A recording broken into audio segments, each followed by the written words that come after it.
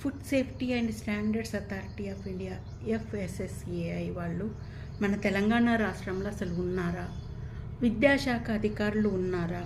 ఉంటే ఈ విధంగా బోర్డు లేని కాలేజీలో అనుమతులు మీరు ఏ విధంగా ఇచ్చారని బాలల హక్కుల సంఘం ప్రశ్న.